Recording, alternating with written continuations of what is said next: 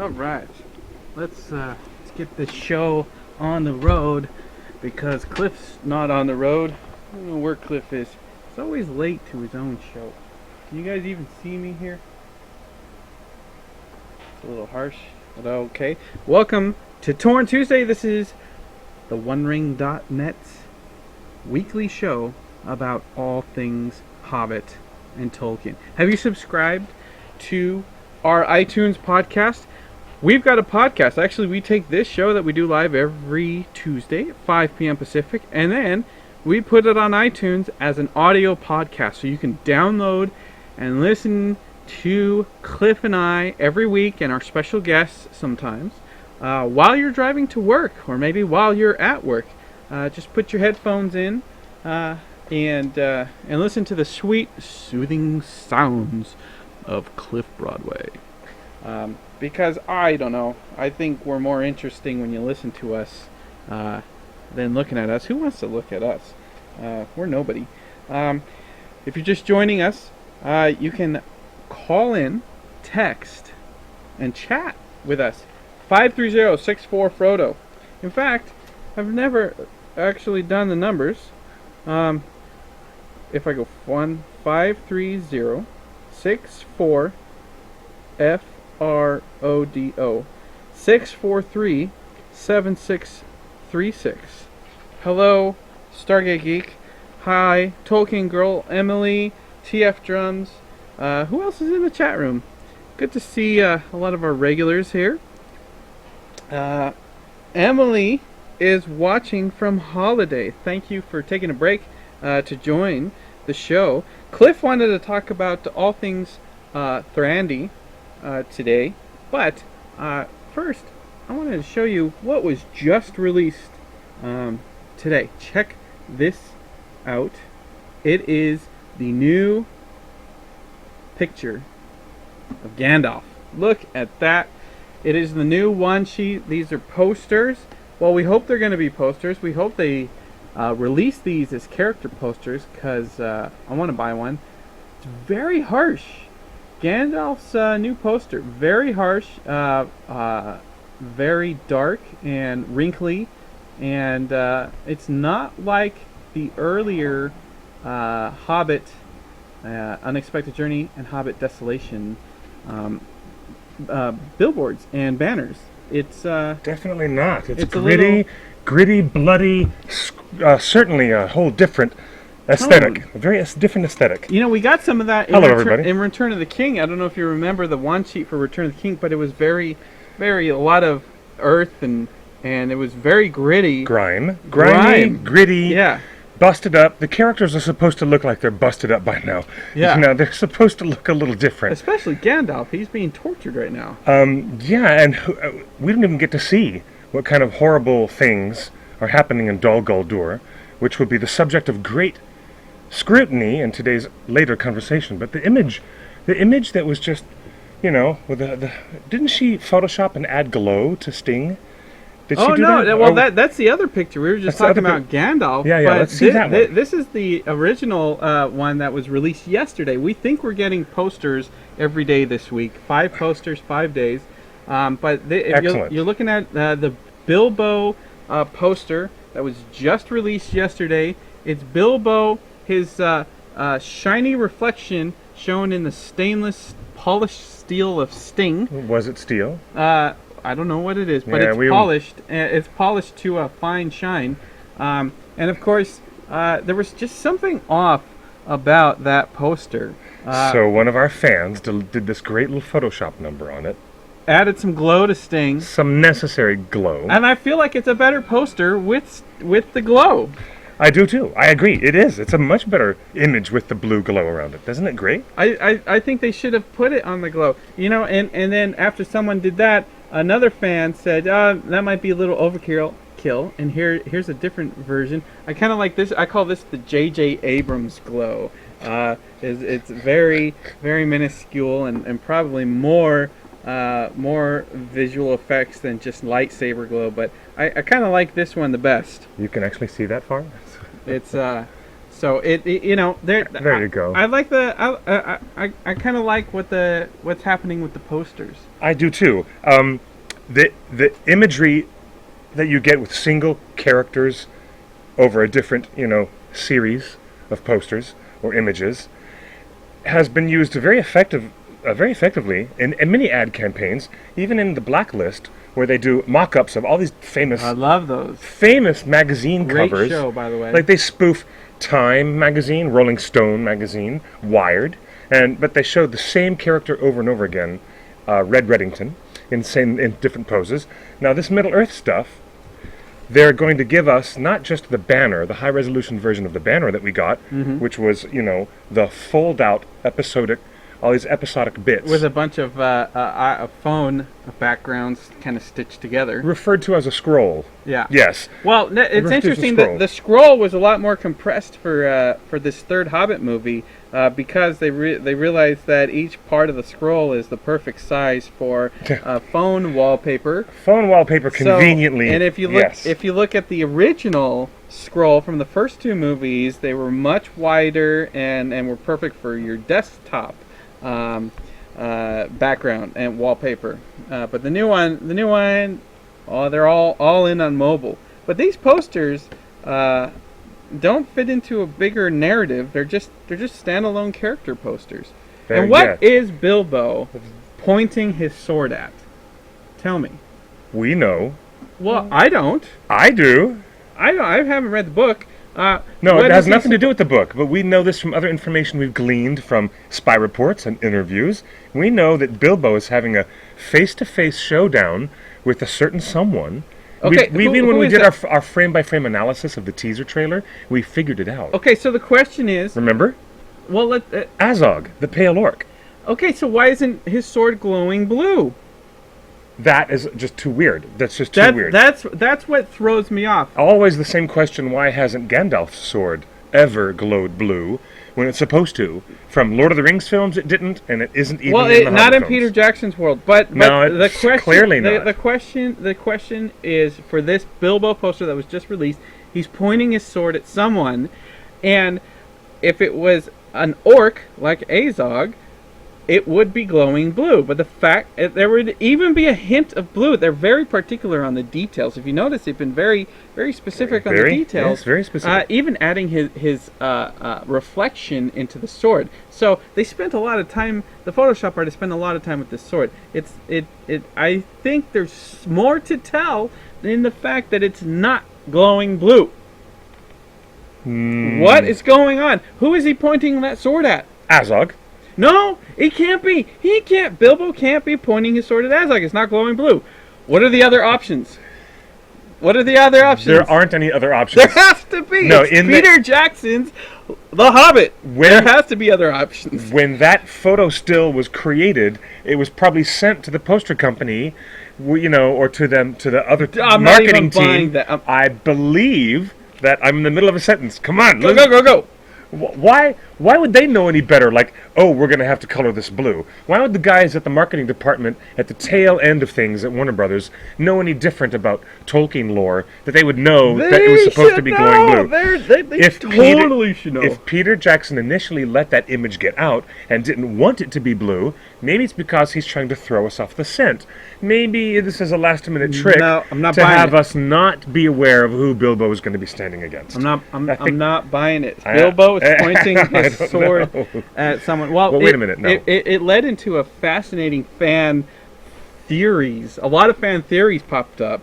I read some of those. What is going on in the third Hobbit movie with Bilbo? Because obviously his sword is not glowing, so he's not pointing his sword at an orc. He's pointing it at a friendly. Did we not determine that in our frame-by-frame analysis of the teaser trailer? It's not. Because there seems to be the same background of Azog there showing up. No, I'm not buying it. They would have added the detail that they put in that sword. They didn't need to add the reflection of Bilbo in his own sword. They really didn't. I mean, they spent a lot of time on that sword, and it is not just a casual overlook. to not include blue unless it was inappropriate. You know, there's a lot, and so there started this whole debate of like, how much is Peter Jackson changing? As you know, What active role will Bilbo play in the Battle of the Five Armies? because if I remember the cartoon correctly, he just gets knocked out, and That is correct. He's not even involved in the Battle of Five Armies. That's right.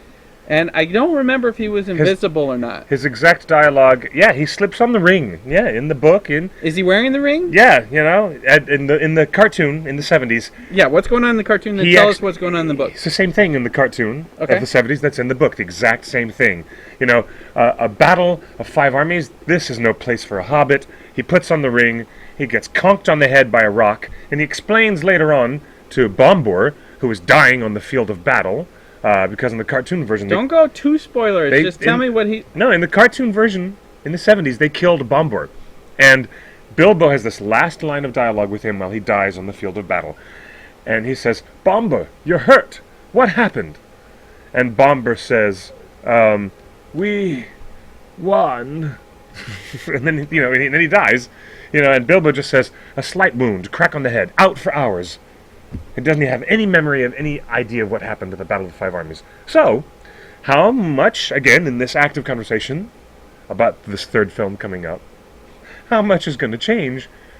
Will Peter, Fran, and Philippa show much, much more proactive involvement with Martin Freeman's character than is in the books? And you know what? They're all happy to be changing these things, as we know, and so they're going to change it. Peter has gone on the record saying he's really happy changing things. Yes, well, even when you listen to the director's commentary on An Unexpected Journey, you'll hear moments when Philippa Boyens feels that she can very clearly identify moments that needed to be changed. The dramatization of how the three trolls are represented in the movie is different, because in the book, Bilbo is just sent to go steal some food from the trolls. But in the movie, the trolls have actively stolen all the ponies first. And then they decide, why don't you just go help free the ponies? He's supposed to be a thief, though. Gives Bilbo something to do to help save the ponies. But in the book, it's not like that. And in the book, Gandalf is doing this ventriloquism stunt for many, many, many, many long minutes, trying to fool the trolls into arguing with each other over what's the proper way to cook dwarves. It's not Bilbo's, aggressive line of mind playing with them. He's messing with their minds. In the movie, it's different.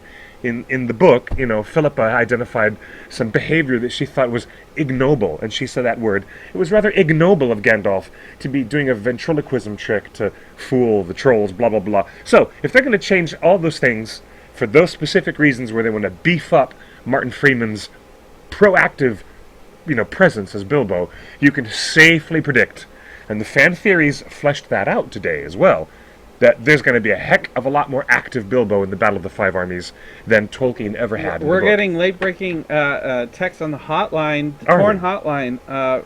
There's rumors currently that Thorin survives the war. How can he?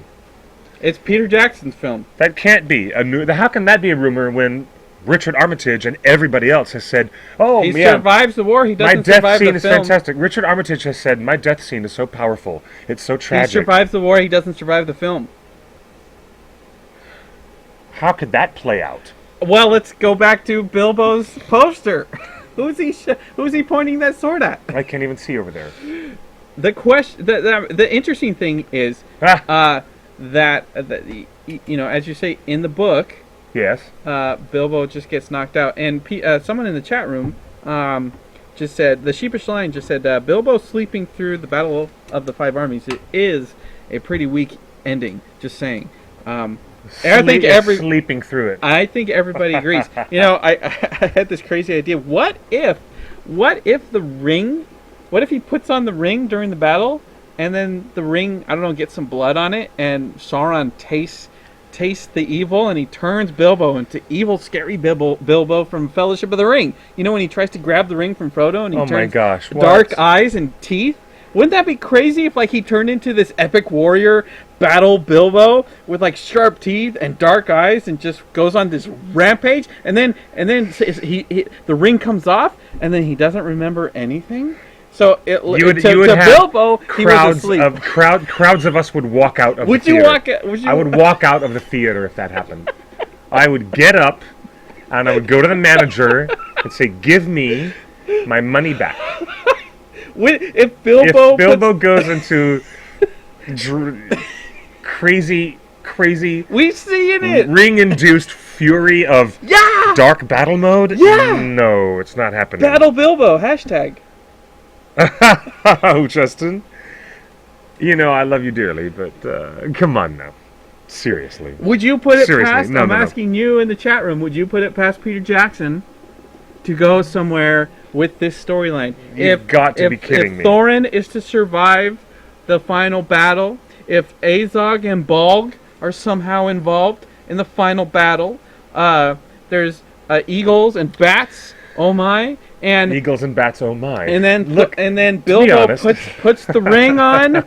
He gets seduced by the dark side. There's a reason he doesn't use the ring until his 111th birthday. That's 60 years. He puts the ring away for 60 years. No, he doesn't put it away. He uses the ring in the Shire regularly to really? avoid his relatives and to avoid, being seen He's a when thief. Lobelia Sackville Baggins wants to come by and Do you think we're going to see some of that?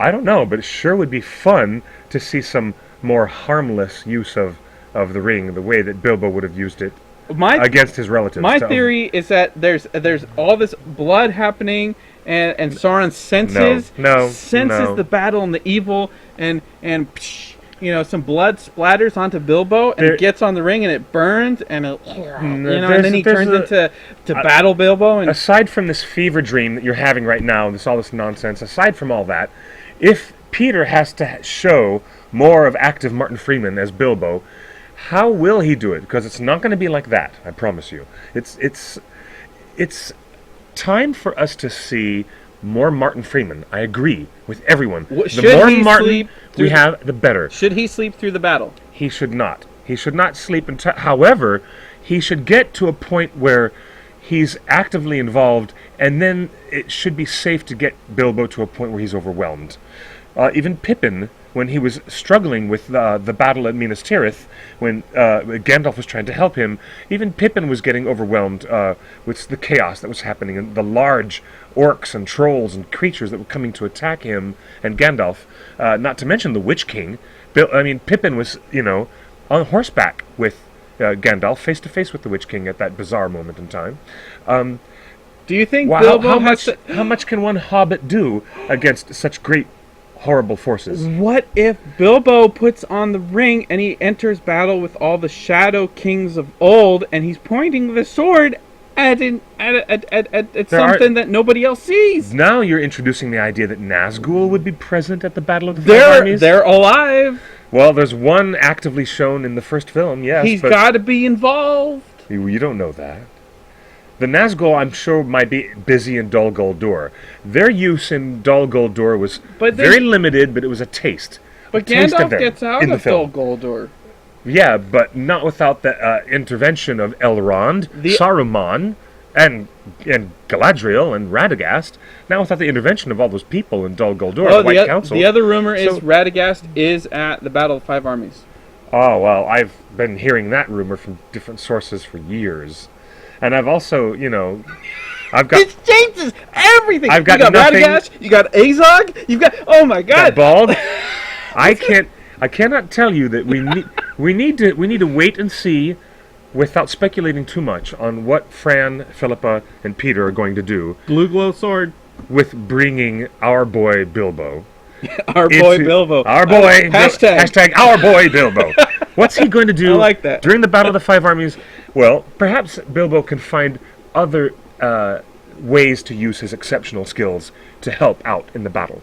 But I don't think he's going to be on the front lines, the bravest Hobbit battle cry ever was at the Battle of the Black Gate in The Return of the King, where Pippin and Merry are the first to run out in the vanguard against Sauron's forces. It's very, very exciting to see Pippin, Peregrine, and Meriadoc there with Aragorn, showing their greatest courage, and they're the first to run forward. Aragorn wasn't on the battlefield, was he? Yes, he was. No, he brought the ghosts in. No, after Oh, after that, yeah. the battle at the Black Gate. This is definitely Sting, though. Couple people in the chat room were asking about Bilbo's sword. That's definitely Sting. It's definitely Sting. Definitely Sting. Let's just put that away. I don't think it's had the carvings of the elf letters put on it yet. There's no hint of a ring on his finger. There's No, no hint not there. of a ring around his neck either. I'm zooming in. He wasn't wearing it around his neck at the time. Oh, that's right. He had it in It's his in his pocket. pockets. Yes, it is. It is. Yeah. So, what interesting things to learn just from taking close peeks at this marketing material. You can speculate endlessly about who's going to be involved in the battle and where. I'm very, very interested in what we've been learning about Thranduil recently. Lots of fascinating research.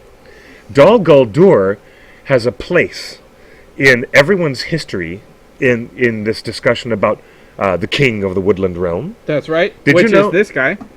Isn't he sexy? That Lee Pace Sexy. was probably, this character was probably going to be played by Doug Jones in the Del Toro version that we didn't get to see. What was it? What? Yeah. I thought he was going to be someone else. My rumor mill has been telling me that Doug Jones was going to be the Doug Elven Jones King. would have been the Elven King and Ron Perlman as Beorn in that, but now we've got the wonderful Lee Pace as Thranduil, and we need to talk I love about. Guillermo del Toro. I do too. I really do. But I think Peter Jackson made a better choice here. We need to talk about Thranduil. And Lee Pace is such an exceptional performer. He's so great in that TV series Pushing Daisies. He's so great in 'Halt and Catch Fire. Oh yeah, this absolutely. year. Yeah, fantastic. Middle Earth is like taking over television this year. There's like a dozen shows with Middle Earth actors. How about Lee Pace's performance as Ronan? Oh, Guardians of the Galaxy. Guardians of the Galaxy, yeah, wasn't he I great? hope he's not really dead. I think he just got transported He was somewhere. unrecognizable under all that makeup, with all those contact lenses and things in his His face. voice made my bottom vibrate in the movie theater. And you're not even gay. I know. And you're not even remotely interested in that. It was just like... Lee Pace wow. is kind of awesome. Everybody realizes his awesomeness. But the character of Thranduil, Cookies. a mysterious character that we did not know very much about until the publication of this particular book. The Unfinished Tale. Yes, The Unfinished Tales. We did not know anything about Legolas's father for a very, very long time, until Professor Tolkien, long gone from this wonderful world. Wait, does Peter Jackson have rights to the Unfinished Tales? No, that's why there's no mention of these people that I'm about to mention right now. Okay. And the events, the things that I'm about to teach you guys about Elven history, the history of the Wood Elves, how they migrated and settled into the areas around Greenwood the Great, because before it was Mirkwood, it really was Greenwood the Great. Wait, who turned it into Mirkwood? That would be the influence of Sauron in Dol Guldur. During the time of the Hobbit. No, before the time of the Hobbit. Before the time of the In Hobbit. between the battle of the last alliance of elves and men. A long Was he time riding ago. one of these war elk like we see right here? Thranduil? Yeah. Have no idea. That's a complete invention of the filmmakers. Oh my gosh, Peter Jackson taking He's liberties? taking some liberties. Oh but my let goodness. me tell you something. Oh no. Way back in time, before there were any living beings on the planet of Arda, the elves were going to be the firstborn. You guys are going to go back in time with me to Silmarillion level. Silmarillion. I'm going to teach you guys some things about elves today, because the history of Thranduil and his line of the kingdom, his line of father, son, and grandson, revealed in the details of Unfinished Tales by the wonderful Christopher Tolkien, who put together lots of drafts and essays that his father never finished while he was alive. So we learned more details about the king of the Woodland realm, who Bilbo and Thorin encounter in very different ways. You know, Bilbo has the most unique relationship with Thranduil, because it isn't until much, much later that Thranduil learns, oh, you were this invisible hobbit sneaking around in my kingdom, and, you know, helping yourself to food and letting my prisoners go free, and then... Oh, thank you. Very nice, Francisco. Always. Oh, did I ruin you guys? No, not at all. No, welcome. You can crash anytime. Shut Meltdown. Meltdown. We love Meltdown Comics. Our friends and staff working hard here on a busy Tuesday at Meltdown Comics. Let me just tell you something. Thranduil was quite impressed that any invisible thief could go wandering in and out of his gates without him knowing about it. But I'm getting ahead of myself now. Way back in He's time. invisible. Of course he can. Way back in time. Before anybody existed on Arda, the dwarves were created by Ole, the great Valar, and then he put them back to sleep under the mountains. This is part because of the church that I fall asleep in. This is the part of church we fall asleep in. But let me tell you something. Wake up. The dwarves went back to sleep under the mountains. Yet?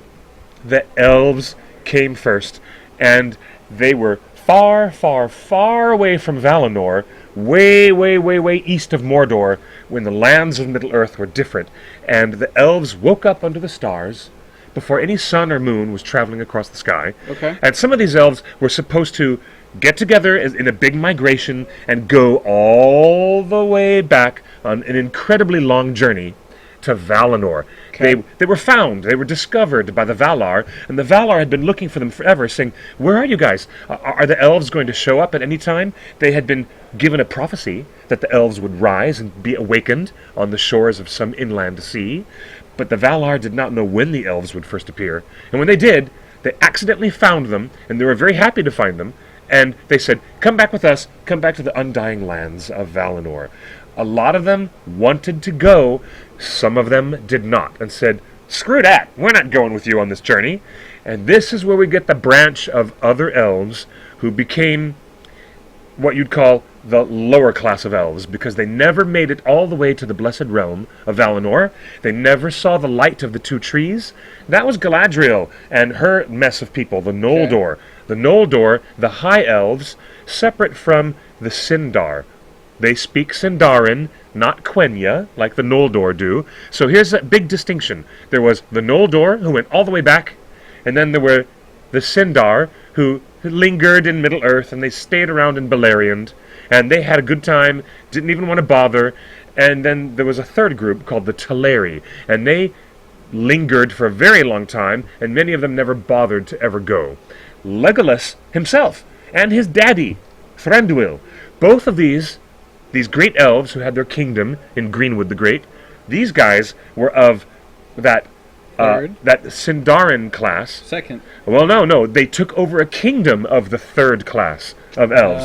But they were Sindarin princes, but there's like upper class, and then upper middle class, and then lower class. Even Professor Tolkien, in one of these unfinished tales, admits that the Sylvan elves, the elves who lived in the wood elves, they were considered rustic and rude and rough. Rough around the collar. You know what I mean? Third class. Yeah, they were considered very rustic, very lower class, and you hear some of this in the dialogue that Evangeline Lilly has. When she actually, this made-up character actually speaks a bit of dialogue that adds a flavor of truth to this class distinction between elven peoples. Huh. She says to Thranduil, I never thought you would ever let me date, a lowly Sylvan elf. I never thought you would let me date your son, like whatever that dialogue is. Okay. And Thranduil's like, you're right, I wouldn't. Remember that bit? And he's like, just don't give him false hope. He says, don't give Legolas false hope. I thought that scene was more about a king and his subjects, not high elves, low elves. It reveals distinctions of class that we've never talked about on this show. It also reveals it's kings and subjects. That's common to everything. It reveals a level of parental control. We start to learn that Thranduil has complete, draconian control and rules over his kingdom. I'm asking you in the chat room: is Thranduil a helicopter parent? Maybe, if you can define helicopter parent.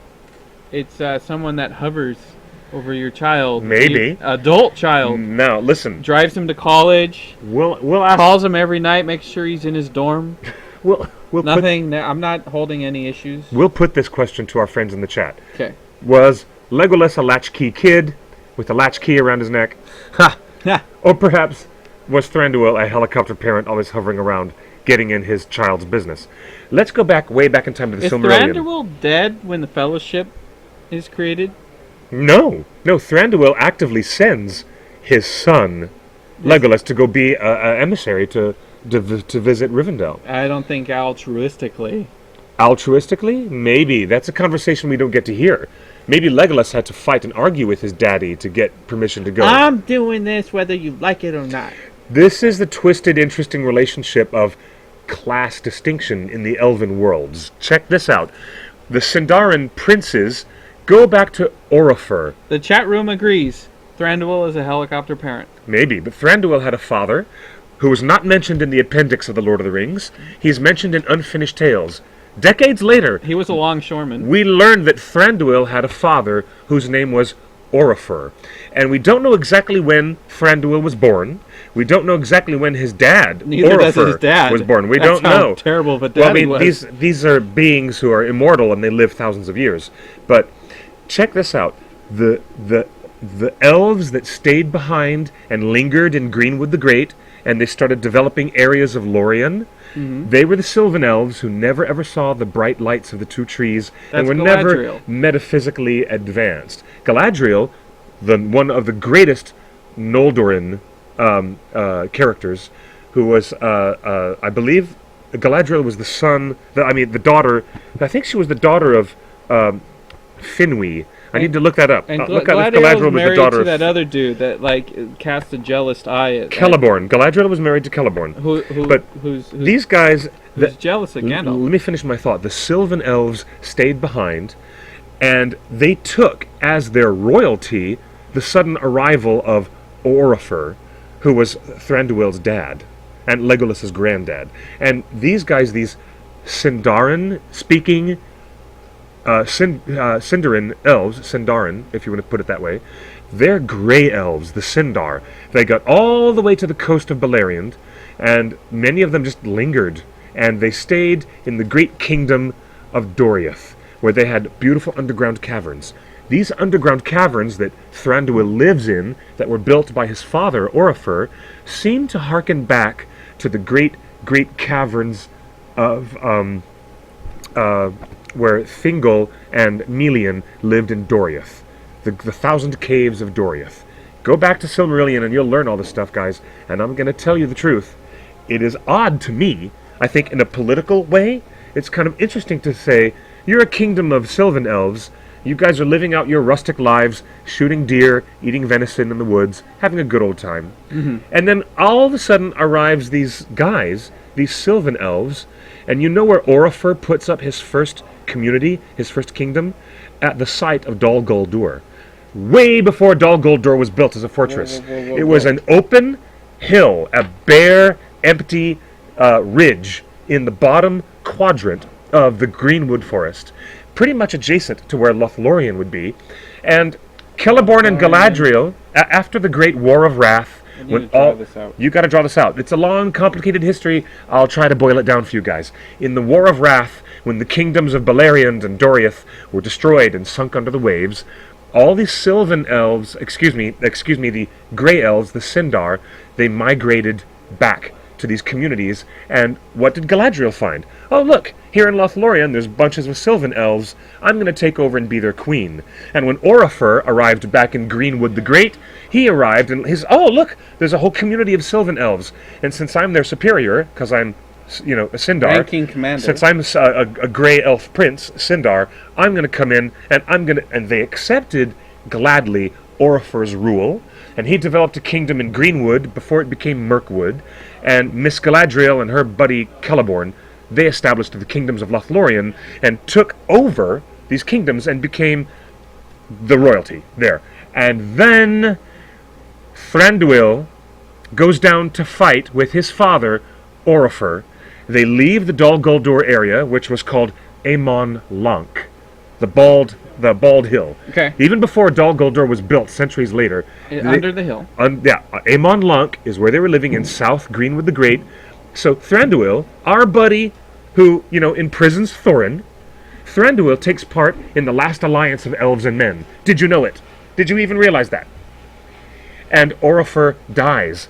Out on Dagorlad, the great battle plain, Thranduil's dad, Orifer, killed, and so therefore Thranduil, the prince, becomes the king of the Woodland realm. So basically, you're telling me that Thranduil is like our George W. Bush.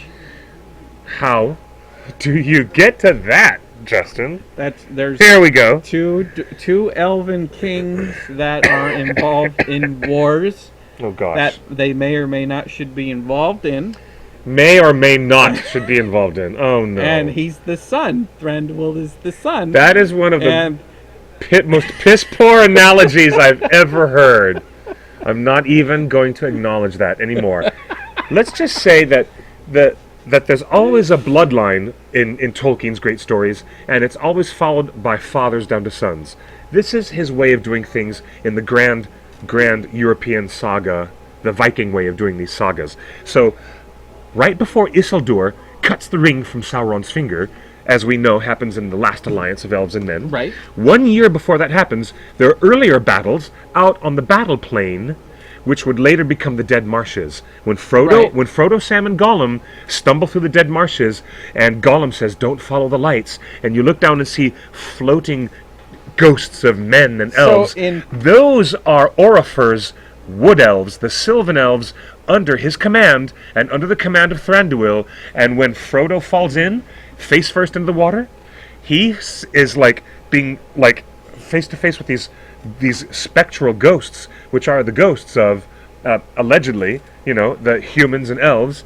Even though that kind of violates the metaphysics of where elves are supposed to go after they die, but there they are in the Dead Marshes. That's where Orifer died, because in Peter Jackson's special edition of Lord of the Rings, he's going to replace the Dead Marshes elves, and Frodo's actually going to see Thranduil's dad's ghost. Wouldn't that be interesting? But that would be fascinating. That would be consistent. It would be with Tolkien. Yeah, well, if Peter Jackson goes down a special edition route, which I think is stronger and stronger each day. Maybe. You know it to be true. 2 years ago, you were like, no way, Jose. Centuries before Dol Guldur was even Dol Guldur, it was Amon Llanc, the bald hill. Amon Llanc. And that's where Thranduil's father had the earliest kingdom of wood elves in the southern quadrants of Greenwood the Great. And guess what?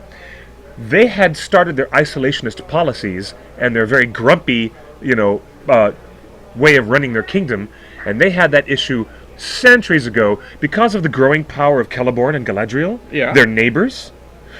They wanted to get away from that area, and because of the success of Moria, which was a thriving, huge kingdom before the dwarves delved too deep and awoke the Balrog. The kingdom of Thranduil's father, Orifer, they were just like, we can't deal with the might of Moria and with Lorien, our next door neighbor. We don't want to get involved in their business. Mm-hmm. We don't want to deal with what happens with the Noldor.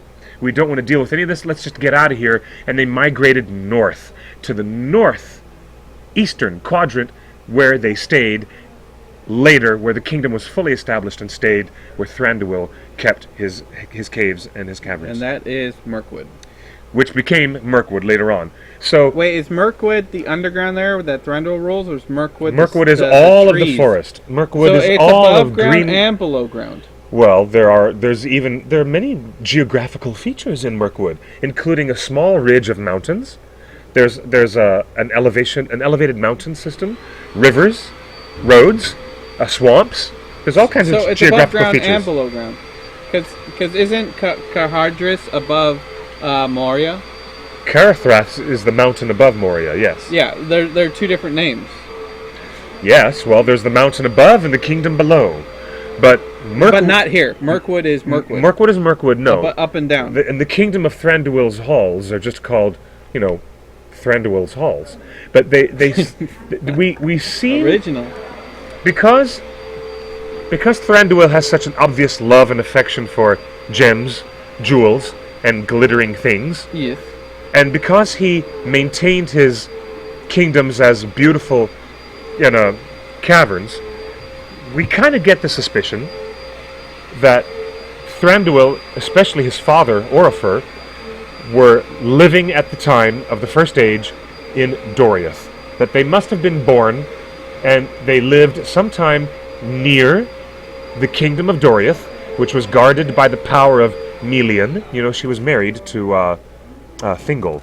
Okay. Thingol, the Elven king of Doriath, he married a Maiar who fell in love with him so much, she took on a human form. So imagine, not only have we had men and elves in cross-racial relationships, we've had elves and Maiar spirits in relationships, believe it or not. So, going way, way, way, way, way back in that time, I've also discovered notes in the Unfinished Tales that suggest that Thranduil and his father lived in the lands of Osiriand.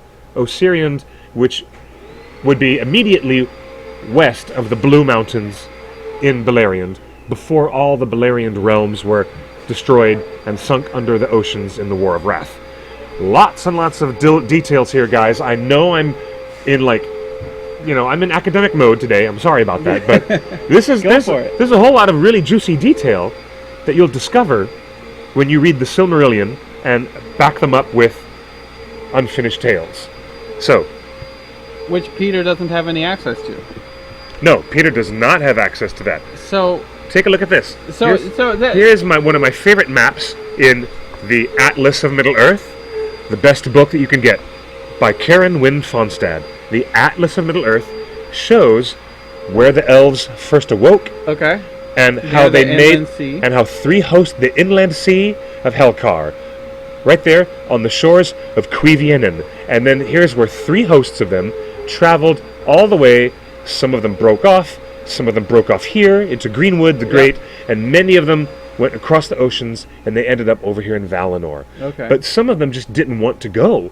Some of them were too frightened because they saw the shadows of Morgoth in the north. Some were scared to go. Some were just more interested in staying in Middle-earth and Beleriand because they loved it. They lingered for years and years and years.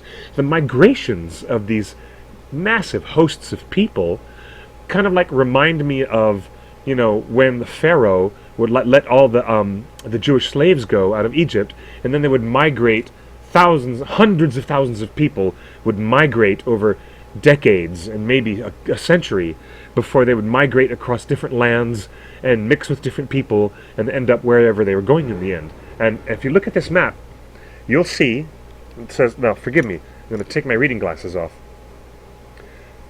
All of them that went to Valinor in the first and foremost group were the Vanyar.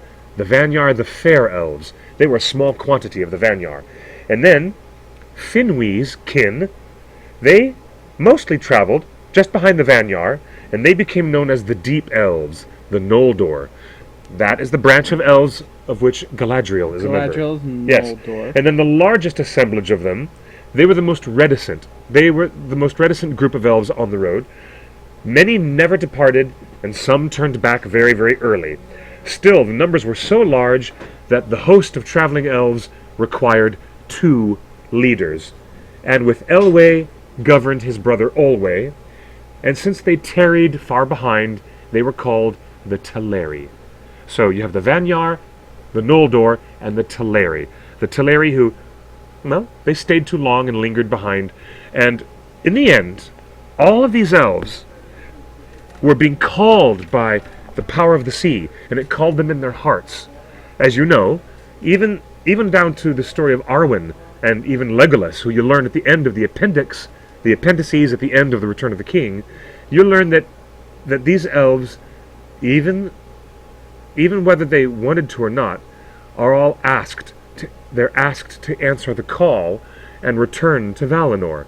Galadriel was an exception, because Galadriel was banned from ever coming back. Because of her participation in the slaying of the kin, the kin-slaying of elves against elves, and the oath of Feanor to get the Silmarils back, because of Galadriel's active part in the doom of Feanor, she was forbidden from even going back to Valinor for a very, very long time. Galadriel. Yeah. After Frodo tempted her with the ring, and she refused it, and said, "Fine, I don't really want it. I've passed the test. I will go back into the West." And she realizes that she's passed that final, crucial test of her morality, and she's at the point that she will be granted by the Valar the chance to go back to the Undying Lands. And that's why she says that dialogue in the film and in the book, "I've passed the test. I will remain Galadriel." It is one of the final tests that she has. Okay, maybe it's she's a test, given. But alternatively, based on the rumors, she was carrying on a long-standing cheating relationship with Gandalf the Grey. What? No. And then Gandalf the Grey dies, No. becomes Gandalf the White, and she realizes she cannot carry on that relationship anymore because Gandalf the White is a little more holy than thou, and now she's like, "Where's Gandalf?" Very funny. And he's like, "Where's Gandalf? Yeah, I really want to speak to that dude." And so she realizes, "Oh, my cheating days are over." Because no, you're silly. I'll put all this silliness aside. I just saw Gone Girl.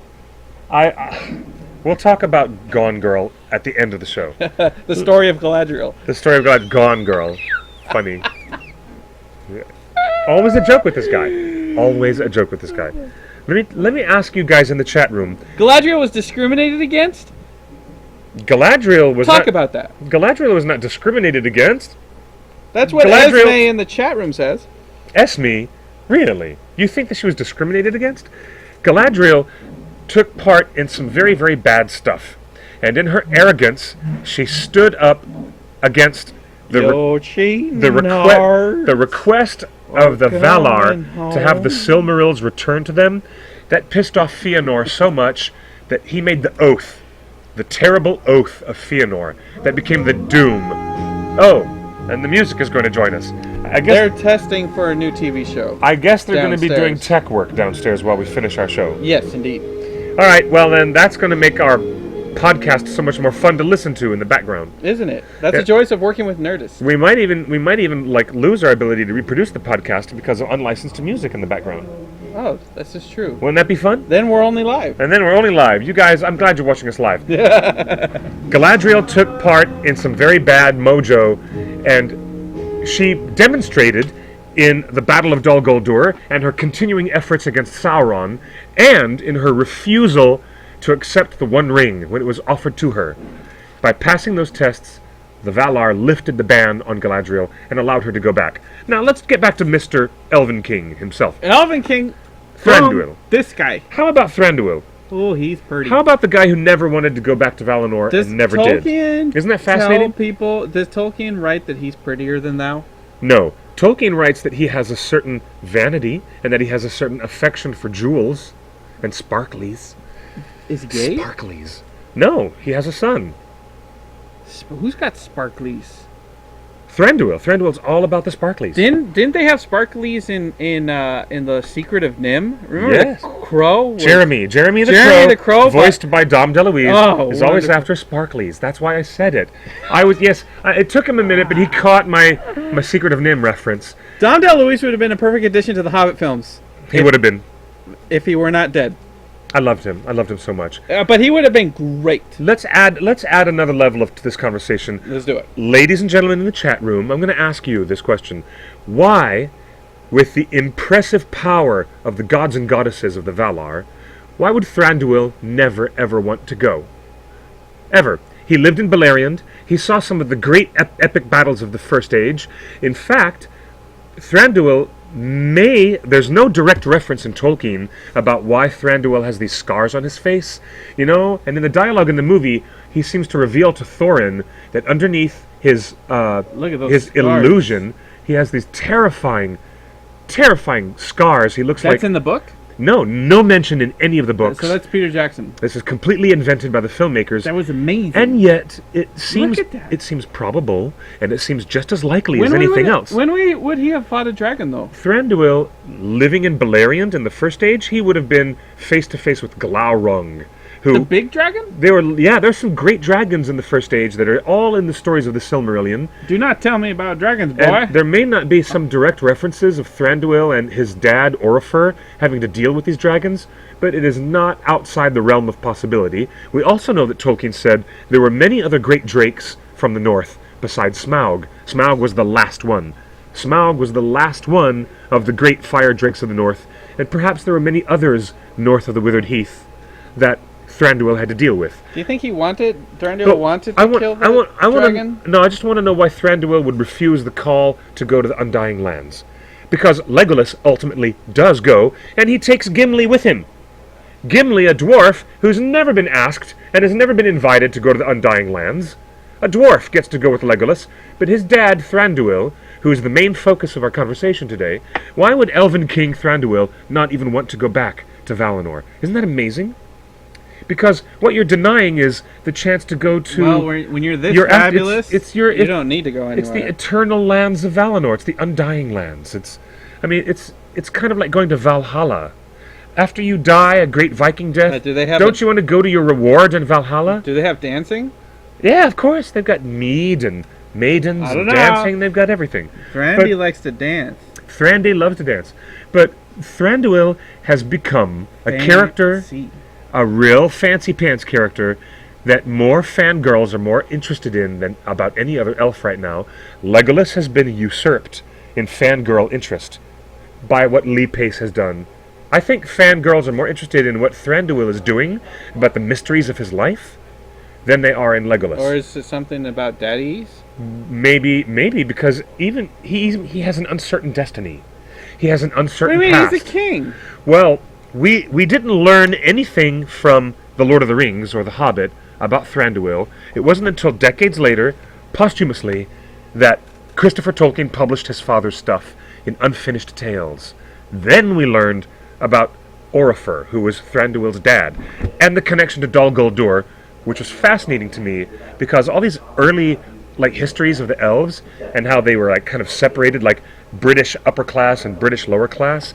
It seems that Professor Tolkien was all over that stuff, Yeah. He seemed to be fascinated because it influenced the geopolitical stories he was writing. Who do you think Thranduil was mostly based on from a World War perspective? From a World War perspective? Because Hobbit was written right after World War I. That was his first book. So, I think that Thranduil was modeled after the King of Sweden, because in all the great wars, Sweden stayed out of it. They stayed out of World War II. They did not become allied with the Axis or the Allied powers. Sweden was neither, friend or foe, and that kind of neutrality and that insistence on being separated from people when they're having war and strife, very Swedish. And I've been to Stockholm, and I've studied a lot of Swedish history, and I am not surprised that there might be some possible, historical connection of Thranduil to the great Swedish kings of Europe, who decided Scandinavia is not going to get involved in your mess. We're going to stay isolated from you. How about that? However, in the history books, we realize that Sweden was not as neutral as they wanted to be. In World War II, they were running bullets and supplies and weapons down to certain countries for the war effort. So much for that neutrality. But Thranduil, what an interesting character. Imagine being alive for thousands of years and leaving Beleriand as all the great lands are sunk under the water after the War of Wrath, when Morgoth was taken, overthrown. Can you imagine that Thranduil and his dad, Orifer, decided to go back to what would be future Dol Guldur? And they're right next door to their buddies in Lothlorien. While and they Sauron sit there. was alive. No, Sauron had not made his presence known at Dol Guldur at any stage. Well, he was alive though, because you just said that he was alive. Yes, Randy's dad died near the same time on the Battle of Dagorlad. Yeah. Yes, he did. But that was a long time later. Sauron's just kicking around, just he's a jerk. He wasn't a bad guy. He was just a jerk. After Orifer's people, under the rule of his son Thranduil, migrated north to the north quadrant of Mirkwood. That was when Dol Guldur was an empty hillside, and then Mr. Badass, Sauron, decided to build a fortress on it, and he later moved in. Because he was looking for the missing ring, the ring that had been, on Isildur. Remember, Isildur kept the ring? Yeah. And for a number of years, Isildur had it. Then Isildur wanted to travel north up the river to go and visit Elrond in Rivendell. Okay. And while he was going up the river, he was ambushed and killed. That's when he lost the ring. And that's also in Unfinished Tales, in the chapter The Disaster of the Gladden Fields. And on the Gladden Fields, not too far from the eaves of Mirkwood, that's where Isildur fell in the river, lost his ring in the river, and that is where many centuries later, Sauron, because he was so interested in searching the area around the Gladden Fields, that's why Sauron reoccupied Amon Lonk and built the fortress that would be Dol Guldur. Wait, say that again? Why did Sauron build that Because he wanted to search the Gladden Fields where Isildur fell in the river. Ring. Yeah.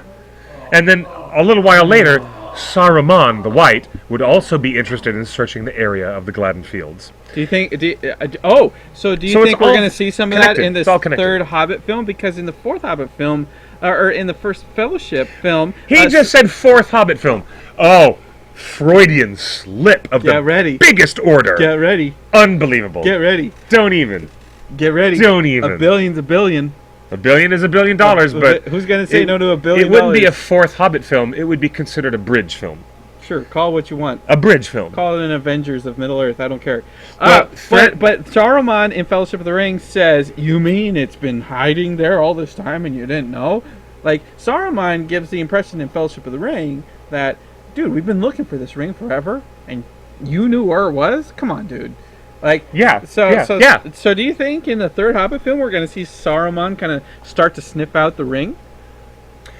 Yes, I would. I hope so. I would like to see. Woo! Talk about deviating from the book. It's not. Get ready. It's not. It's in the appendix. It's not deviation. It would Really? be fantastic, and it would be accurate to the lore. You that we follow the find- White Orc. I'll stay here and look for the ring. Yeah. If Yo! If Yo! at the end of the Battle of Dol Guldur, if we see Saruman looking around anywhere, like kicking over stones or picking around things looking for something, that would be cool. No, he'd be like That would be kinda cool. Forced Jedi moving. He'd just be like tossing rocks.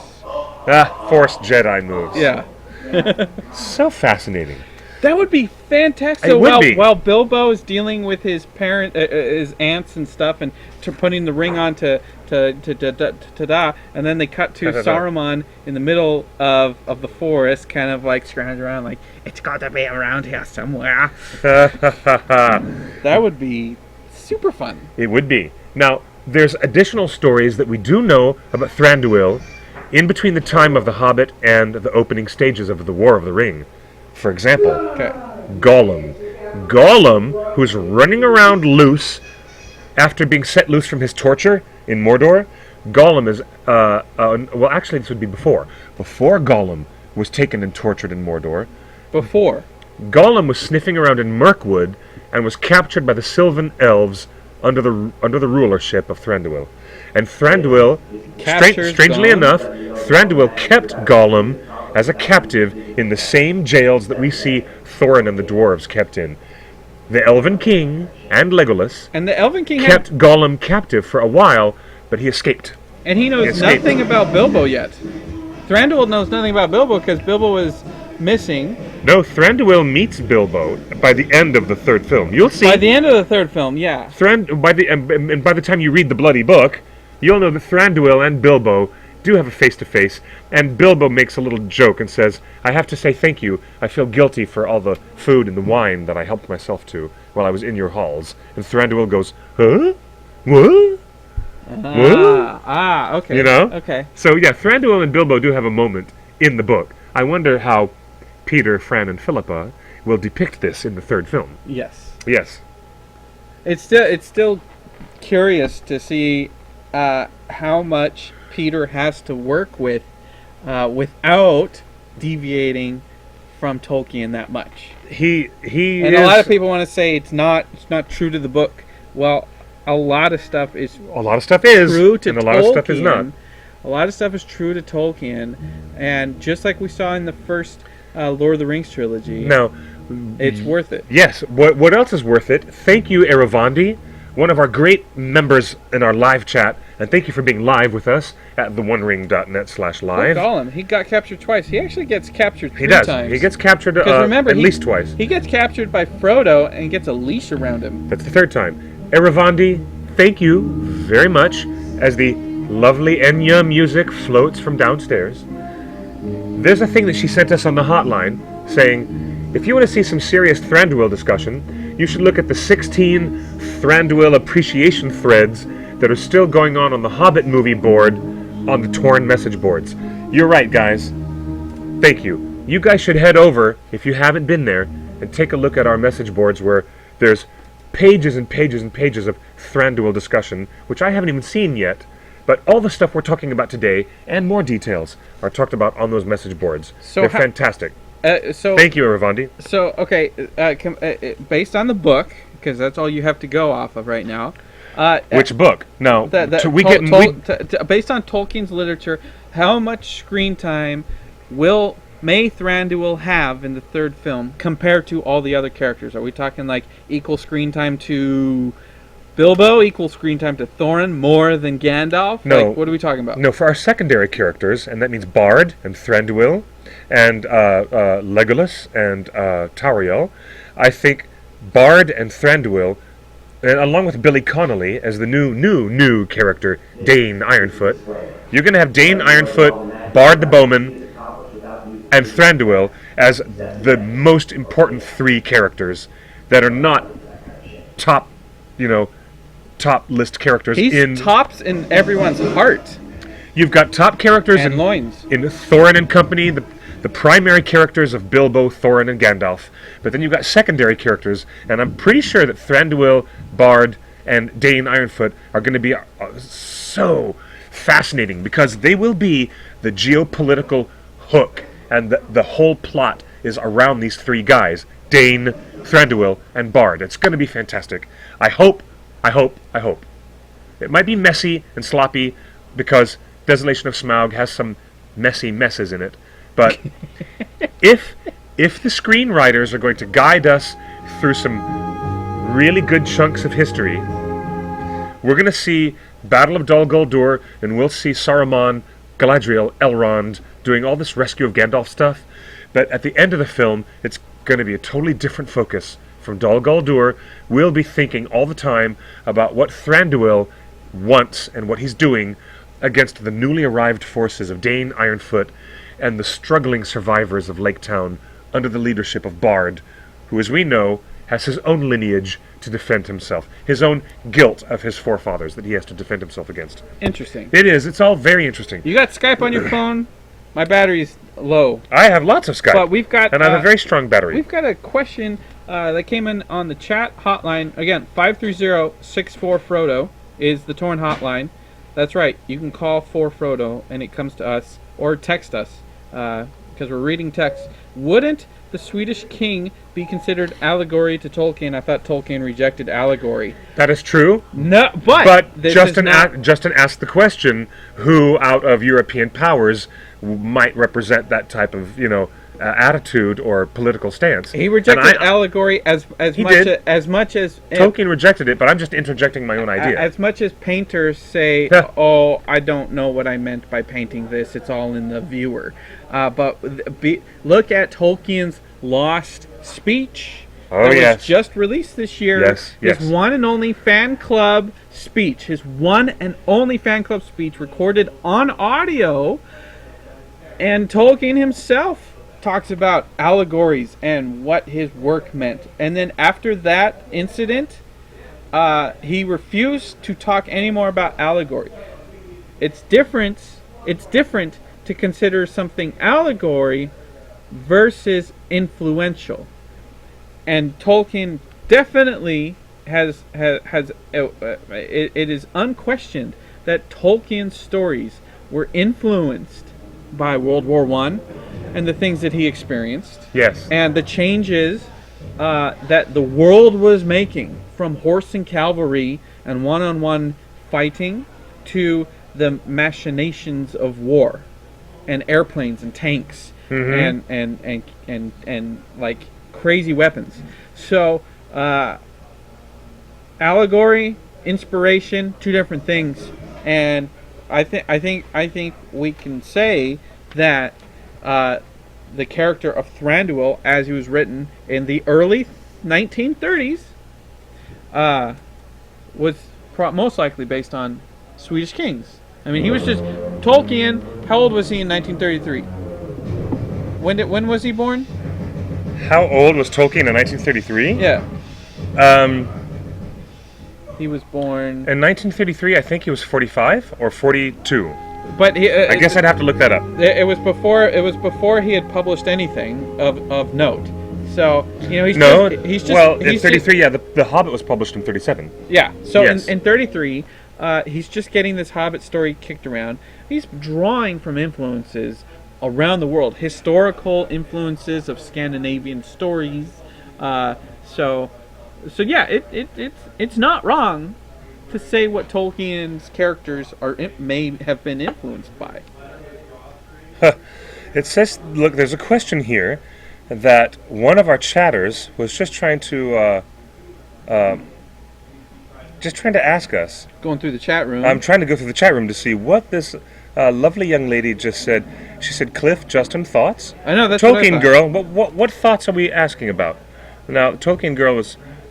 Oh, people just call in on Skype in and sing. Oh yeah. A Torn Tuesday talent show. We're That would be funny. Cliff's turning on Skype right now, so you'll be able to Okay. to Skype in. 1892. Tolkien girl sketching right. manga. Justin and Cliff while listening. Great. Are you 1892 sketching manga minus of us? 1892. Oh, you know we've got. Yes, in 1933, Tolkien was 41 years old. Okay, so he was just getting started. You know, we have received some drawings and paintings of ourselves. We're always happy. Yes, we have. We're always happy to receive fan art. That's lovely. It's You guys are It great was a to little send that. weird at first. I didn't know how to deal with that, but I really appreciate it. You can always send it to Meltdown I'm glad Comics you do appreciate it. in Hollywood, I know California, I appreciate it. Sunset Boulevard. Meltdown Comics. Just send it to TheOneRing at Meltdown Comics, Sunset Boulevard, Hollywood, California, and we get everything. People have sent us muffins and limbus. Limbus and muffins are my favorite things. And wonderful drawings. You know that? And knitted hats and things like that. So, you know, I think Thranduil has a lot to play. Do you think Peter Jackson has a lot to work with to deviate from Tolkien's text, or do you think when it comes to the character Thranduil that Peter Jackson has held the Tolkien line? Like, yeah, Peter Jackson hasn't deviated that much with the character Thranduil, has he? No. The character of Thranduil Or Legolas? has been the character of Thranduil as depicted in the films. So far, has the most interesting departure from text, with the Departure? only with the appearance of those weird scars that he can, at will, hide or reveal. That's a departure from the text. Otherwise, Thranduil is actually shown as a regular, really straightforward depiction of the Thranduil we know in the story, the Elven King. And it's funny, when you read The Hobbit, the text of The Hobbit never even names this elf. He's just called, the Elven King. The Elven King, yeah. The Wait. Elven King is called Whoa, the Elven King. Whoa. He's Thranduil not isn't even called the even in the Thranduil. book? The name, the word Thranduil isn't even in the book? Not in The Hobbit, no. Boy, oh boy, why aren't the fans up in arms over that? He applied the name Thranduil in The Lord of the Rings, which he wrote 17 years later. Wait, where's he mentioned in Lord of the Rings? When Legolas arrives at the Council Legolas, of Elrond. son of Thranduil? Yes. That's it? Yes.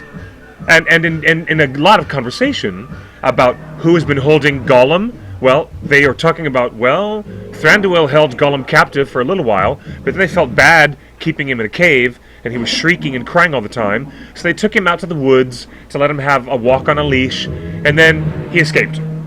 So Okay. Thranduil is mentioned in that context Okay. during those pages of Fellowship of the Ring as you read. But when you're reading The Hobbit, he's only referred to as the name Elven King.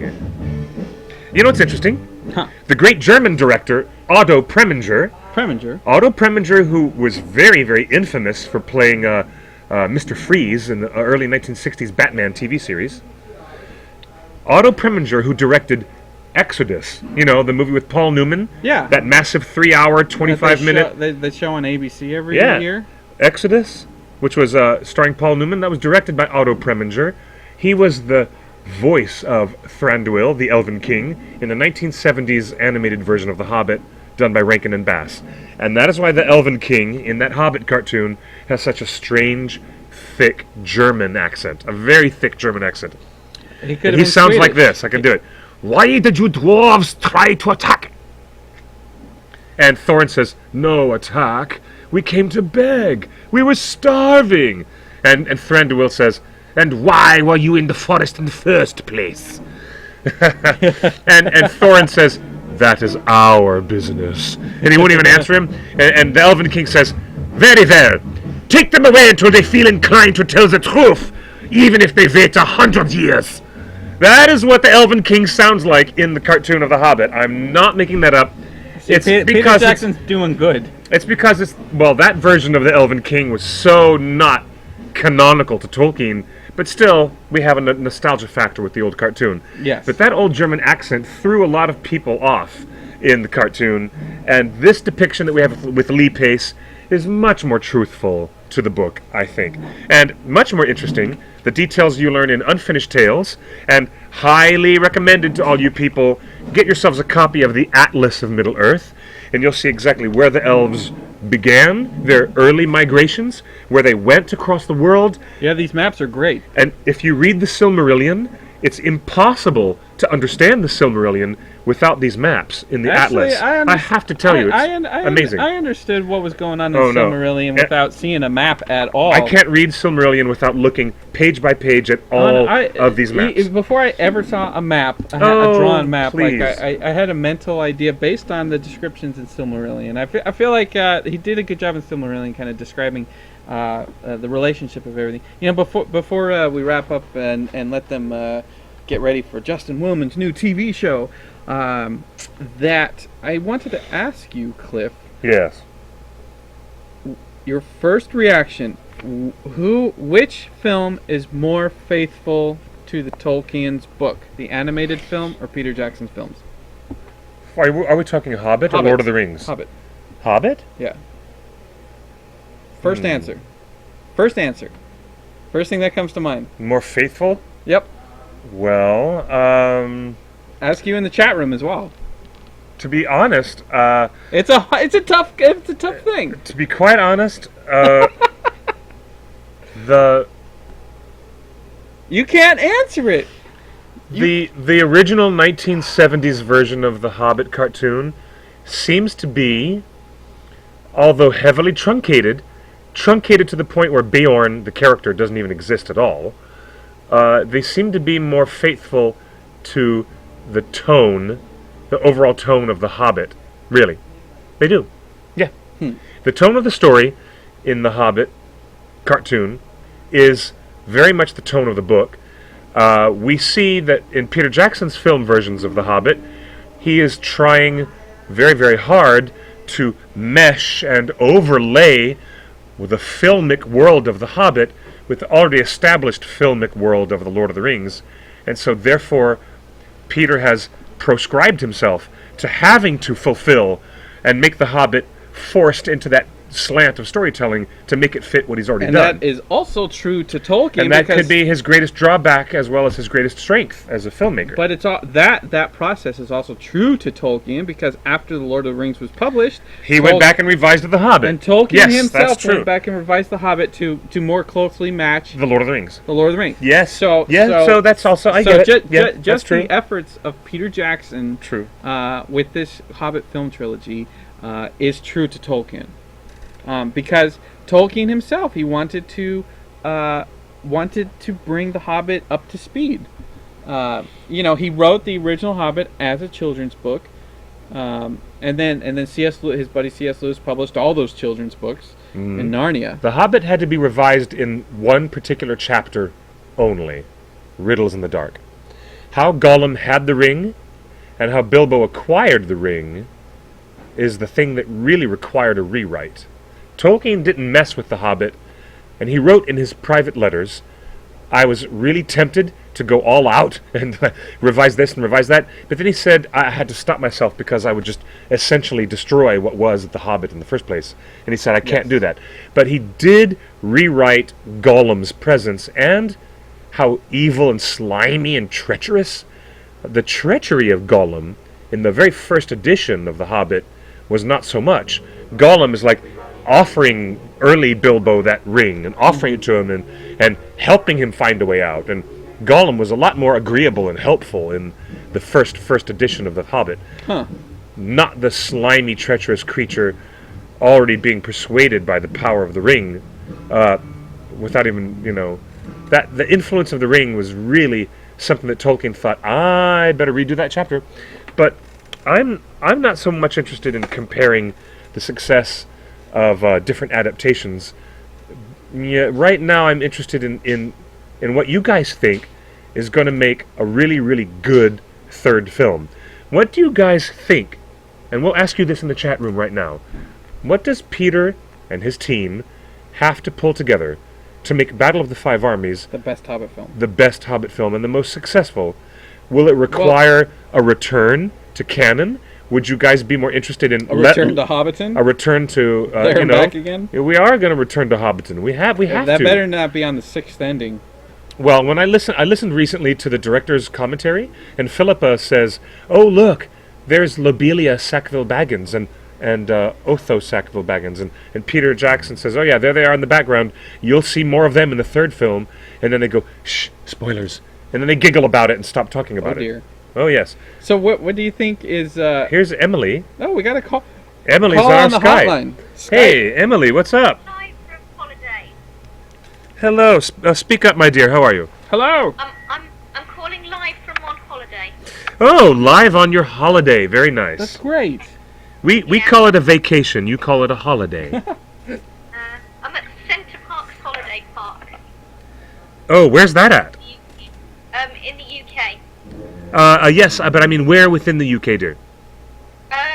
Near Woburn. Oh, very nice. Can you guys hear her okay?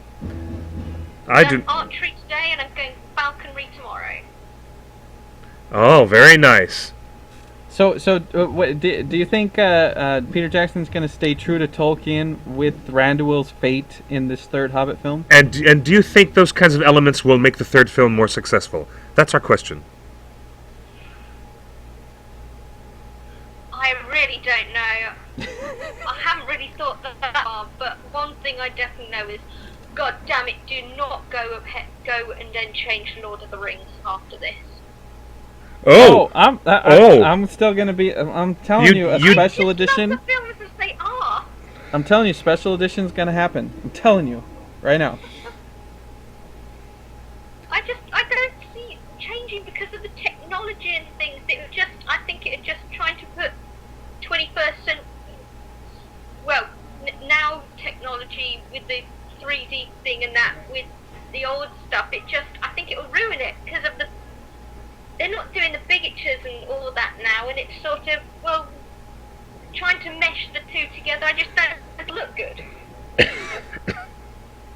I think it's all in the film.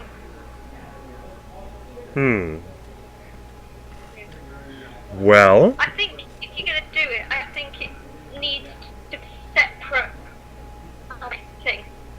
he needs to what?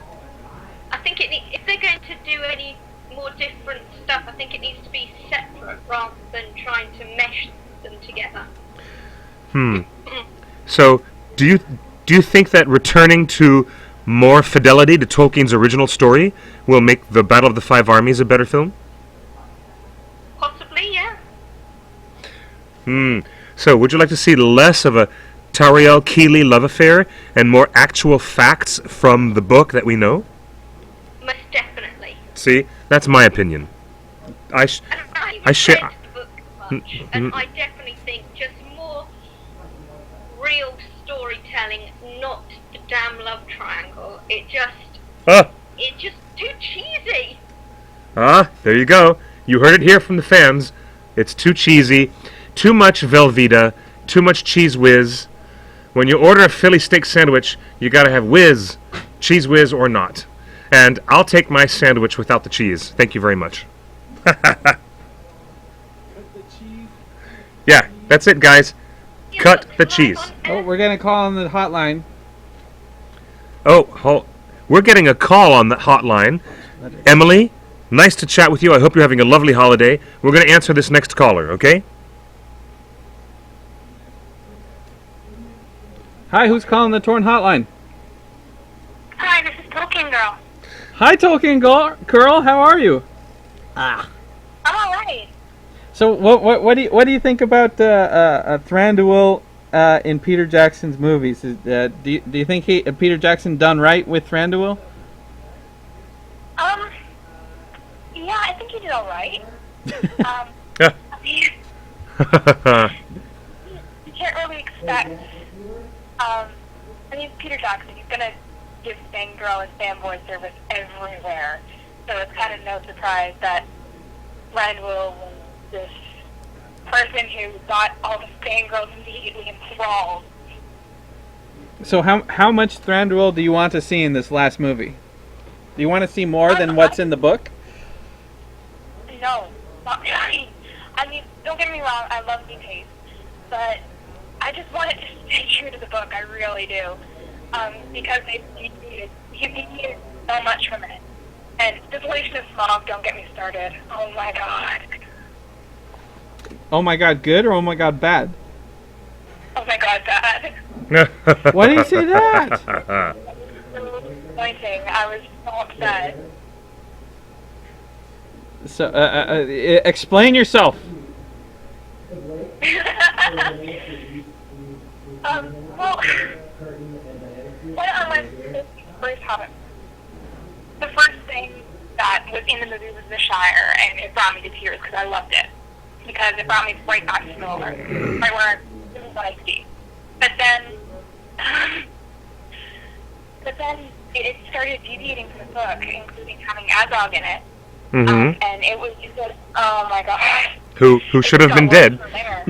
Well, I didn't really mind the first movie. I mean, the first movie was actually alright. It had its moments where I didn't really like it, but it was actually alright. I didn't really mind all that much. But then Desolation of Smaug came around, and it just changed. Especially the ending. Let's not talk about the ending, please. I will never stop ranting. Say that again? Don't get me started on the ending. No, the very frustrating, the ultimate frustrating ending of Desolation of Smaug. I think you're on the same That wavelength. was one of the most frustrating things in all of cinema. Yeah, definitely frustrating. No. Everybody just said, Azog must die, Thranduil must live. Yes. Well, So do you think Thranduil will prove his quality when they go and rescue Gandalf? Like, how much screen time do you think Thranduil's going to get in battle mode? I think he's gonna get quite a bit because, like it shows in the trailer, he does show up in Dale as well, which I don't know if that was in the book or not. But in regards to saving Gandalf, he might do it, but I don't really think so. Well, I'm of the mind that it could go a lot worse. I am suspicious that it could go a lot worse with this third film. But then again, It's going to go a lot worse. I But think I'm still gonna go see it. maybe it could just get a lot better. Maybe it could get a lot better because he has to bring the very end of the film right up to where it's going to fit beginning of Fellowship of the Ring. So a lot of the... I'm so excited for the end of the third film because you know where I want it to end? Where? I want it to end with Gandalf knocking on the door in the day. That would be the perfect way to end it. Sorry, they're blasting loudspeakers downstairs, and I didn't hear what you said, dear. I'm sorry. Okay, where I want it to end is with Gandalf pulling out to Bag End on the day of the long expected party. Oh, and yeah, knocking yes. off the door. The wraparound. At the ending. Wouldn't that be great? The wraparound with Elijah Wood. Yeah, that would be great. That would be great. Cool. Well, thanks for calling in. We're going to wrap up the show right now. Alright, thanks guys. Yeah, thank you. Oh, yeah, thanks, hon. Very nice. Well, I think, I guess wrapping up, do you think Thranduil is going to make a kill of a significant character, and who do you think that character is going to be? Significant kill Yeah, for Thranduil? yeah. Balg, maybe. Who do you think? Do you think Legolas takes out Bulk, or who's the big kill that Thranduil makes? Does he make the final kill on Necromancer? Does he cast No, spell that forces Sauron into the flaming eye? Is it you're assuming so much that the I know. Necromancer will even show up at the Battle of the Five Armies? I know, like so. He better not. Okay, we want to see a lot of Thranduil, but we want to see things that are true to the book. We don't want to see the necromancer show up in any I way do. whatsoever. At all. No. I do. Are you kidding me? I want him to. I want to see an epic battle of magic. I want to see an epic magic. The necromancer is not going to show up. We saw way too much of him already in the second film. And the necromancer is not going to go directly himself to do it. He's Is going he going to fight the? Is Thranduil going to fight the Witch King? He always sends his emissaries to do his dirty work for him. The necromancer is sending Balg and Azog to go take care of business for him. So he's not going to go himself. So do you think Thranduil kills Balg, or does he battle one of the nine? You said Balg. I'll go with Balg. I'm going to go with Balg. I'll go with Balg. Because I think that Thorin and Azog have to have their ultimate face-off. Oh God, I hope so. I hope all of fandom hopes so. Yes, but if Thorin dies at the hand of Azog, who will kill Azog? The guy in the poster, Bilbo. Oh, we don't know about that though. All right, nice speculation. We're Very gonna nice. let you guys go. Thanks for this recap. I think people learned a lot about the history of the Woodland Elves. The Woodland Elves were a fascinating chapter because you think that everything is all happy elves and their green outfits and their bows and arrows, but it's not. It's a tale, a twisted history of migration and actually taking over groups of people that were considered lesser elves than the greater elves. And who knew that the elves were all uppity like that? Who knew? Who knew? That they were all uppity like that. Well, all I know is I'm looking forward to see what we see We are. in Thranduil in this last third Hobbit movie. I won't say last. But join us next week. This has been Torn Tuesdays. Look at the Woodland Elves and the history of Thranduil. And you can find us on YouTube, where this episode will be posted. And find our podcast. Subscribe to our podcast. Please do. On iTunes or whatever. And thanks for calling in. You can always text us if you see something Hobbity. Text me and Cliff at the Torn Hotline, 53064-FRODO. And of course, follow us on Facebook and Twitter and all that stuff. Indeed. Thank you guys very much. Thank you. Cheers. Very nice. Very good. Wine in a box. They got so many new TV shows going on down there. Guess where my boyfriend is going right now? There's going to be an audience.